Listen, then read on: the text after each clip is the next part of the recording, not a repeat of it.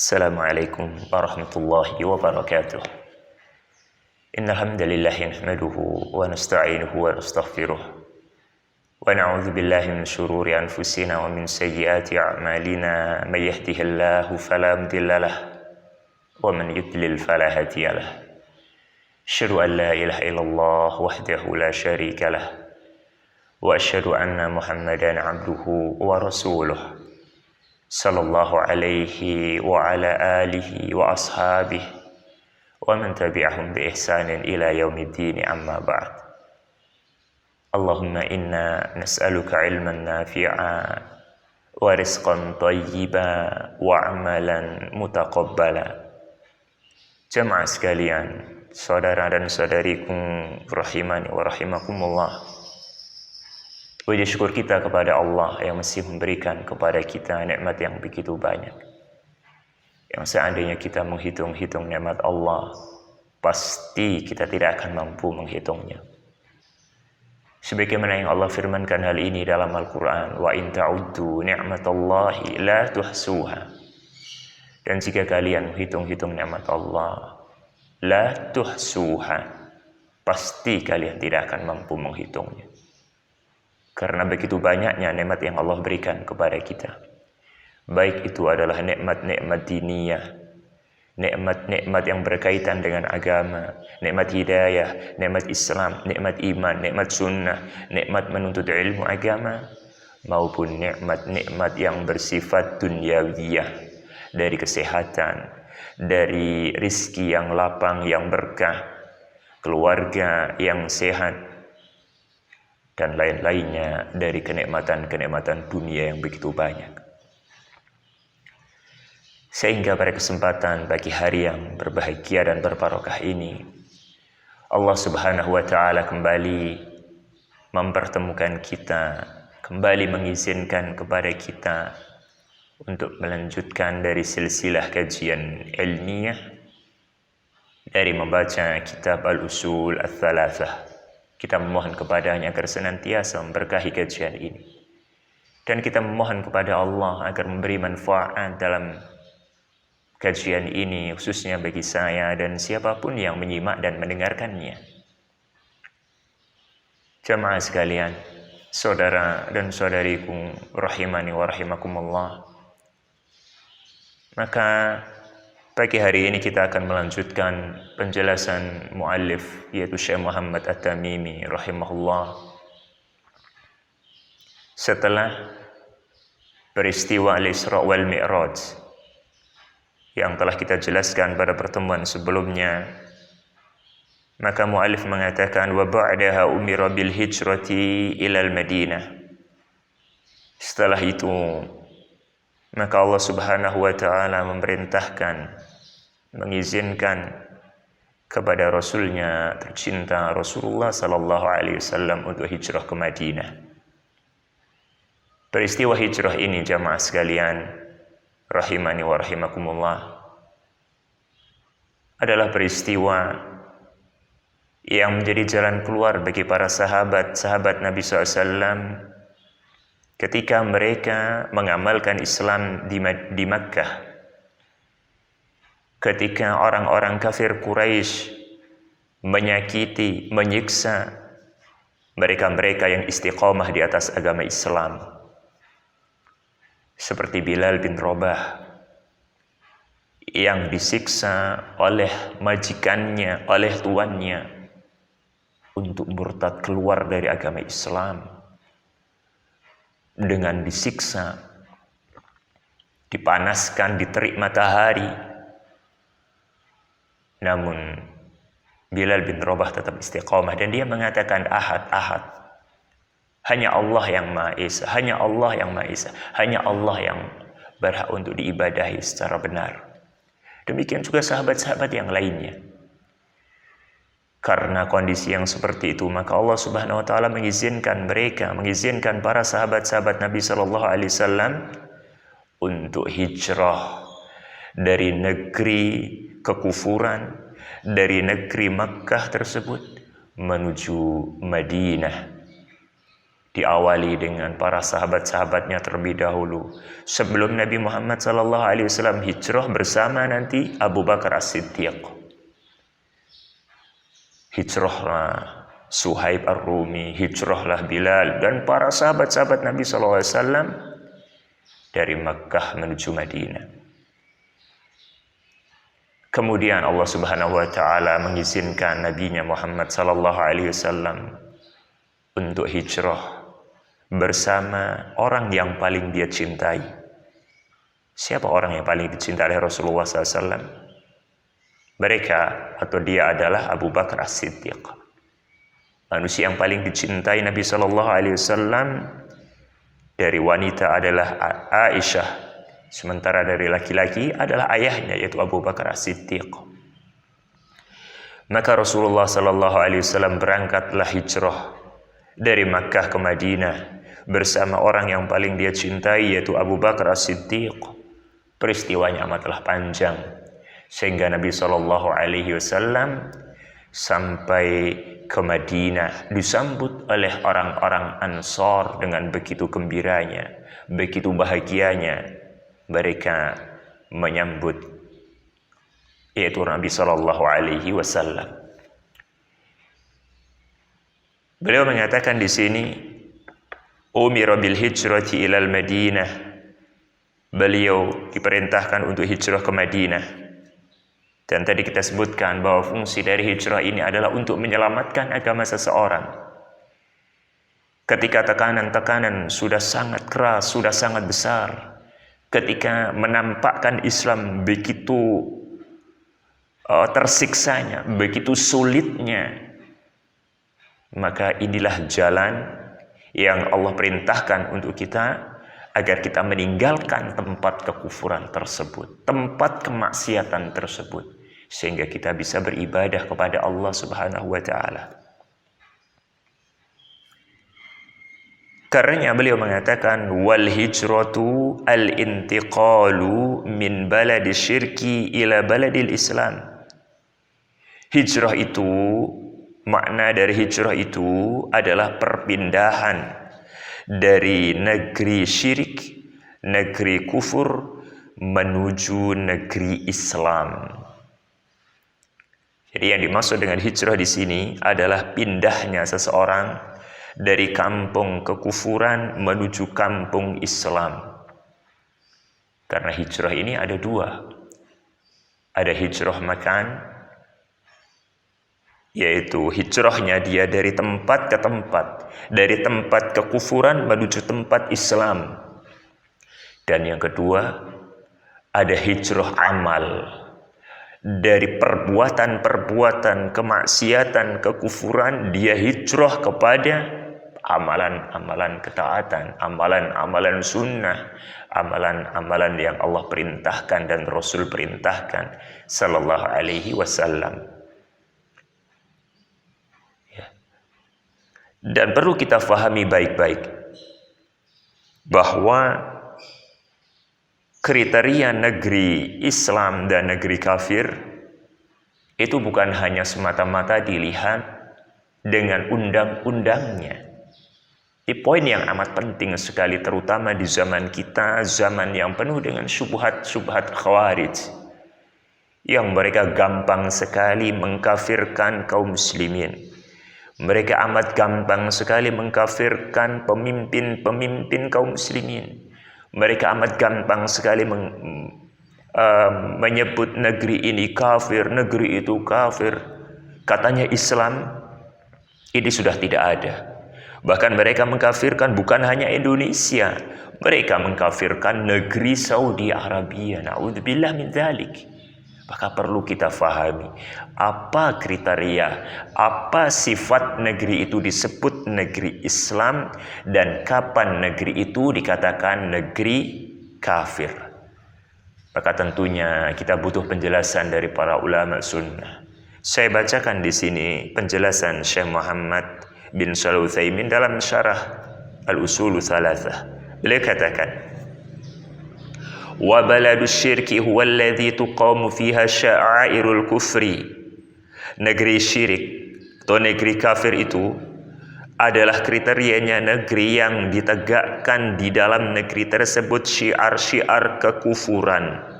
Wala tuqamu fihi syiarul Islam, yang mana di negeri kufur tersebut tidak ditegakkan syiar-syiar Islam. Kal adzani was salati jama'atan, tidak adanya azan-azan dan solat-solat berjamaah. Wal a'yad, dan tidak adanya syiar-syiar Idul Adha, Idul Fitri dan Idul Adha. Wal jum'ati ala wajhin amin syamilin, dan tidak ditegakkannya salat Jumat atas segi yang mencakup, yang nampak. Wa innama qulna ala wajhin syamilin liyakhruja ma tuqamu fihi hadhihi sya'airu ala wajhin mahsur. Kata beliau, kata Syekh Muhammad bin Shalih Al-Utsaimin, kita katakan tadi bahwa syiar-syiar Islam itu nampak secara umum, secara tersebar merata, untuk kita keluarkan negeri-negeri kekufuran yang ada syiarnya yang tidak nampak, yang disembunyi-sembunyikan. Kabiladil kufar, seperti negeri-negeri kafir, allati fiha aqaliyatun muslimatun. Di dalam negeri-negeri kafir tersebut ada minoritas kaum muslimin yang mereka tentunya menegakkan syariat Islam tapi sembunyi-sembunyi. Syiar-syiar azan tidak begitu tersebar merata. Syiar-syiar sholat Jumat tidak menyebar merata. Syiar-syiar dari 2 hari raya Idul Fitri dan Idul Adha tidak menyebar secara merata. Fa innaha la takunu biladu islamin, maka negeri tersebut tidak dikatakan negeri Islam. Bima tuqimul aqaliyatul muslimah, karena yang dilakukan oleh minoritas kaum muslimin itu amatlah sedikit. Min syairil Islam, dari syiar-syiar Islam itu sendiri. Amma biladul Islam aidi, kapan kita mengatakan negeri itu negeri Islam? Kata beliau, adapun negeri Islam, fahiyal bilad, adalah negeri allati tuqamu fiha, yang ditegakkan dalam negeri tersebut sya'airul Islam ala wajhin amin syamil, negeri yang ditegakkan syiar-syiar Islam seperti tadi azan, sholat berjamaah, sholat Jumat, 2 hari raya, secara menyeluruh, secara umum, nampak tersebar di mana-mana. Sehingga dari sini kita akan faham negeri kita tercinta, negeri Indonesia ini termasuk negeri apa? Kafir atau muslim? Tentu negara Islam. Karena azan begitu tersebar, terkumandangkan di mana-mana. Waktu Jumat juga seluruhnya masjid-masjid mereka menegakkan, mendirikan sholat Jumat. Hari raya juga begitu ramainya. Walaupun kita katakan demokrasi, undang-undang yang ada di Indonesia ini bukan undang-undang Islam, tapi hukum yang tersebar di dalam negeri kita ini banyak rata-rata adalah hukum-hukum Islam. Dari sholat berjamaah, dari sholat Jumat, dari hari rayanya, dari pernikahannya, dari sebagian peradilannya. Tentu kita tidak mengatakan bahwa Indonesia itu adalah negeri kafir. Walaupun tentu banyak kekurangan-kekurangannya. Tapi kita katakan bahwa ini menunjukkan bahwa negara kita adalah negara yang Islam. Apa dalilnya? Barangkali kita butuh dalil. Maka disebutkan dalam Sahihain, dalam Bukhari dan Muslim, dari Anas bin Malik, beliau mengatakan, kana Nabi sallallahu alaihi wasallam idza aghara qauman intadhara al-fajr fa idza istama al-adhan wa illa fa in sami'a al-adhan amsaka wa illa aghar. Muttafaqun alaih. Kata Anas bin Malik, adalah Nabi SAW apabila ingin menyerang sebuah negeri, ya, menyuruh para sahabatnya, apabila ingin menyerang sebuah negeri, maka beliau menahan sampai masuknya waktu fajar, waktu subuh. Apabila mendengar azan, maka beliau menahan untuk memerangi kampung tersebut. Lihat di sini. Ketika beliau mengatakan, jika mendengar azan, tahan, jangan perangi mereka.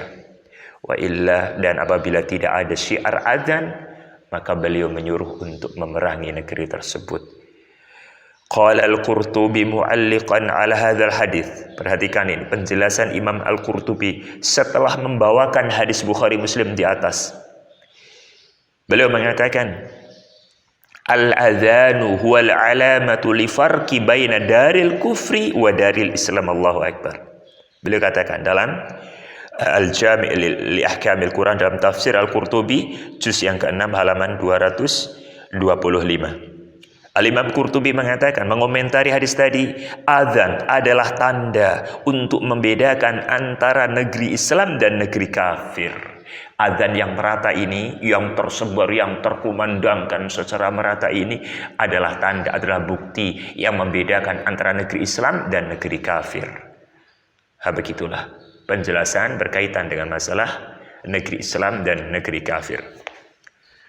Kemudian mu'alif mengatakan, wal hijratu fariidatun ala hadhil ummati min baladis syirki ila baladil Islam. Kata beliau, hijrah itu, berpindahnya seorang dari negeri kafir kepada negeri Islam, hukumnya wajib ala hadhil ummah, pada umat Islam ini. Min baladis syirki ila baladil Islam, untuk sampai kepada negeri Islam. Ya. Kata Syekh Muhammad bin Shalih Al-Utsaimin, fahiya wajibatun ala kulli mu'minin la yastati'u idhara dinihi. Wajibnya seorang itu hijrah dari tempat kekufuran menuju tempat yang islami bagi mereka yang tidak bisa menegakkan, menampakkan agama di negeri kafirnya tersebut. Fala yatimu islamahu idza kana la yastatu idharahu illa bil hijrah. Sehingga dia tidak akan mungkin sempurna keislamannya sampai dia menampakkan keislamannya dengan cara hijrah. Wa ma la yatimul wajib illa bihi fa huwa wajib. Dan sesuatu yang tidak sempurna kewajiban kecuali dengannya, maka sesuatu itu hukumnya juga wajib. Kita mengamalkan Islam ini hukumnya wajib. Kita menampakkan keislaman itu hukumnya wajib. Ketika kita tidak mungkin bisa menegakkan Islam kecuali dengan hijrah, maka hijrah saat itu baginya hukumnya wajib. Dan ini umum para jamaah sekalian. Baik perpindahan dari negeri kafir menuju negeri Islam, atau dari negeri-negeri kemaksiatan menuju negeri ketaatan. Apabila di suatu tempat kita tidak bisa mengamalkan sunnah, mengamalkan ketaatan di negeri maksiat, di tempat kemaksiatan, ya, di kampung kemaksiatan, kita disiksa, kita akan diintimidasi, kita akan dipaksa untuk tidak mengamalkan sunnah. Kewajiban kita adalah hijrah dari tempat-tempat maksiat menuju tempat-tempat yang sunnah. Dan para ulama menjelaskan, terutama ini hijrah dari tempat kekufuran menuju tempat keislaman ini. Ada tiga hukum. Hukum hijrah dari tempat kekafiran menuju tempat keislaman, ini ada tiga hukum. Hukum yang pertama adalah berpindah dari negeri kafir kepada negeri Islam, dan hukumnya wajib. Kapan ini? Hukum yang pertama wajib ini adalah ketika dia tidak bisa menegakkan syariat Islam di negeri kafir tersebut, dan dia ada kemampuan untuk bisa hijrah ke tempat Islam, maka hukum baginya adalah wajib. Saya ulang, hijrah yang wajib adalah apabila dia tidak mampu mengamalkan syariat Islam dan dia punya kemampuan untuk pindah, maka hukum hijrah baginya adalah wajib. Yang kedua, hukumnya sunnah. Kapan ini? Apabila dia ada kemampuan untuk hijrah dari negeri kafir menuju negeri Islam, Dia punya kemampuan, dia punya harta, dia punya kesehatan untuk pindah dari negeri kafir menuju negeri Islam. Tapi andaikan dia tidak pindah, dia juga bisa mengamalkan syariat Islam. Tidak ada yang memaksanya, tidak ada yang mengintimidasi, yang mengganggu peribadahannya. Ya, hanya dia minoritas di situ. Maka ulama mengatakan ini tidak wajib. Kenapa? Karena dia masih bisa beribadah kepada Allah. Hanya saja ulama mengatakan disunahkan untuk hijrah ke tempat Islam agar Islam semakin besar dan agar dia semakin kuat lagi untuk mengamalkan syariat-syariat Islam. Karena tentunya memperbanyak kaum muslimin itu dituntut, tidak berpecah-pecah. Kita dituntut untuk menyatukan kaum muslimin, menyatukan hati dan menyatukan fisik tentunya. Ya. Jadi hukum yang kedua apa tadi? Hukumnya sunnah kapan tadi? Apabila dia masih bisa mengamalkan syariat Islam dan dia punya kemampuan untuk bisa hijrah, maka hukumnya sunnah. Yang ketiga, apabila dia tidak ada kemampuan untuk hijrah. Apabila dia tidak ada kemampuan untuk hijrah, maka hijrah baginya ini uzur, ya, tidak wajib. Artinya uzur, kenapa? Karena memang dia tidak mampu, sebagaimana yang akan kita baca nanti. Ya, ajizan yu'dharu min, dia tidak mampu, yaitu untuk berangkat, untuk pindah tempat karena mungkin hartanya, karena mungkin kesehatannya. Ya. Baik dia bisa mengamalkan syariat Islam itu atau dia tidak mampu mengamalkannya, tapi ingat karena memang dia tidak mampu, belum mampu untuk hijrah. Ya tentunya dia berusaha, fattaqullaha mastata'tum, dia melakukan semampunya.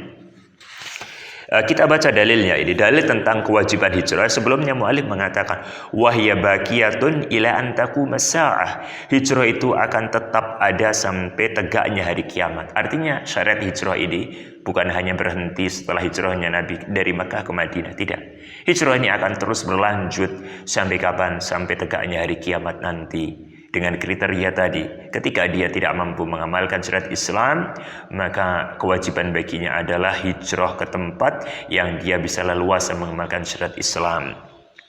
Wa dalilu qaulu ta'ala, dalilnya adalah firman Allah Subhanahu wa ta'ala, innal ladzina tawaffahumul malaikatu zalimi anfusihim qalu fima kuntum qalu kunna mustad'afina fil ard qalu alam takun ardullahi wasi'atan fatuhajiru fiha faulaika ma'wahum jahannam wa sa'at masira.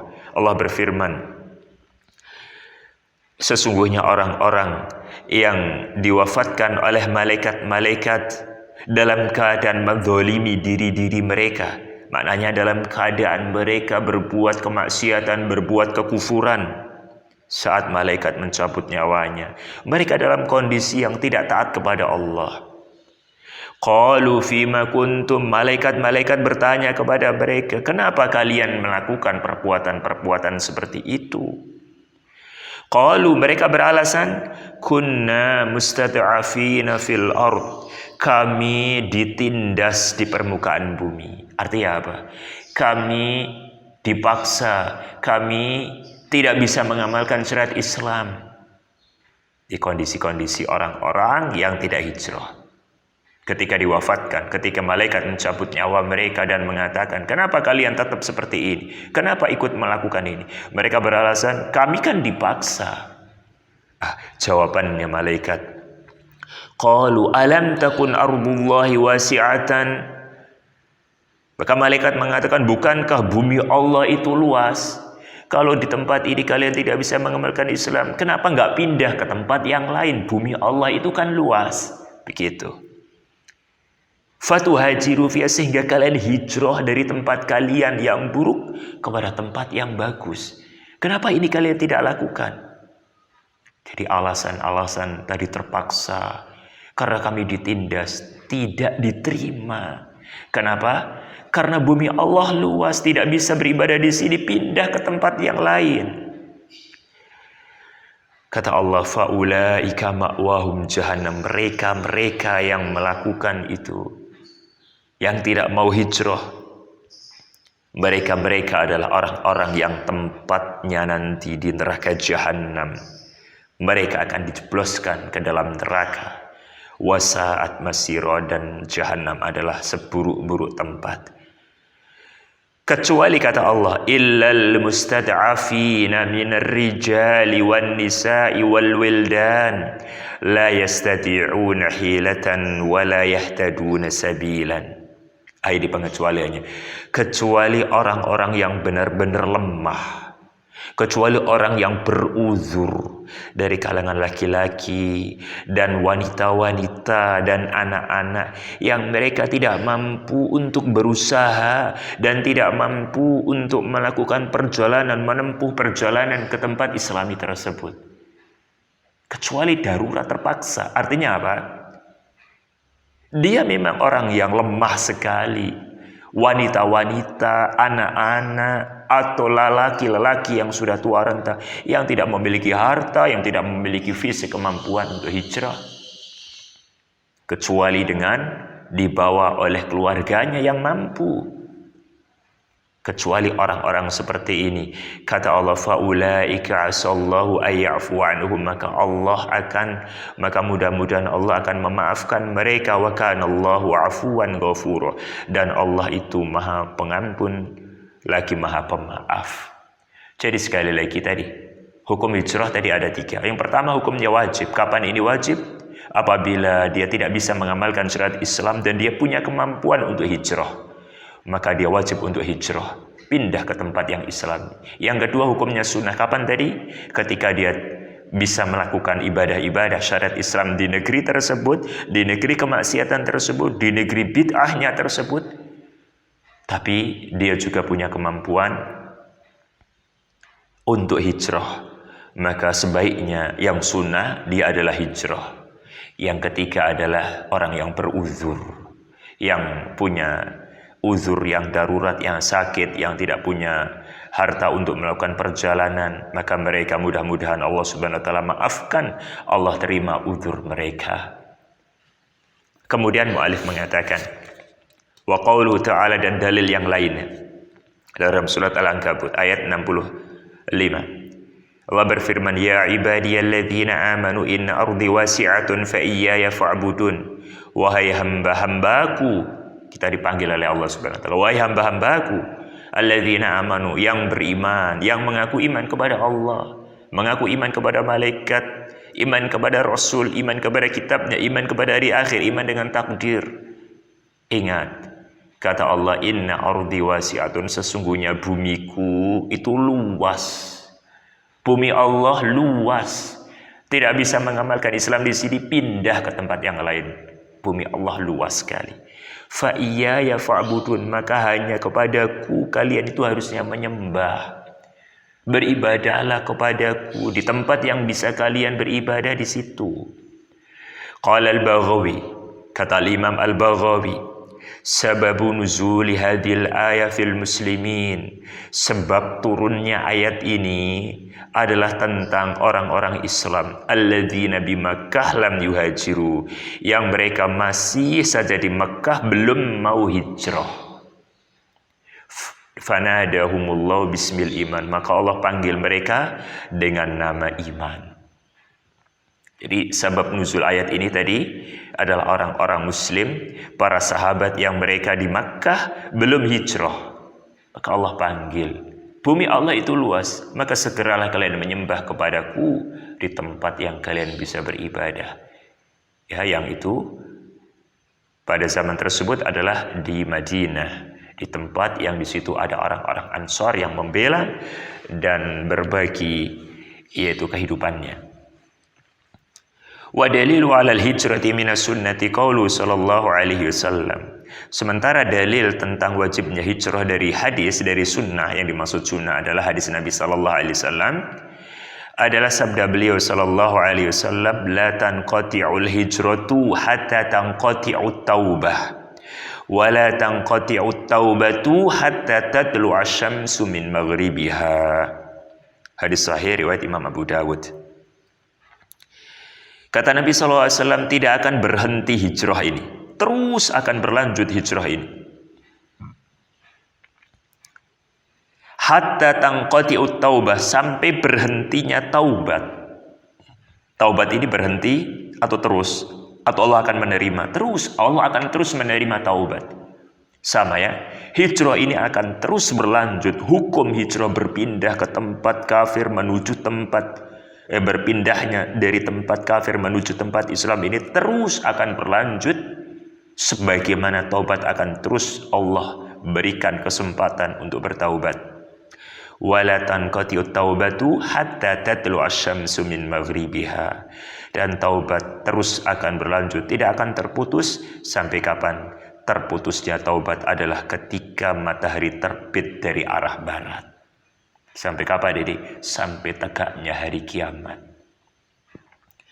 Taubat akan Allah terima sampai datangnya tanda hari kiamat, matahari terbit dari arah barat. Setelah itu barulah tegak hari kiamat. Demikian juga hijrah akan terus berlanjut. Kita dituntut untuk hijrah sampai kapan? Sampai tegaknya hari kiamat.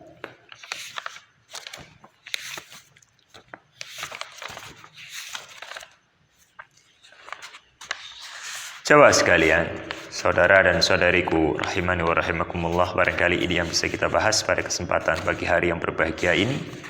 Dan kita mohon kepada Allah Subhanahu wa taala agar memberikan keistiqomahan di dalam menuntut ilmu dan memberikan manfaat dari ilmu yang telah kita pelajari. Allahumma inna nas'aluka ilman nafi'an.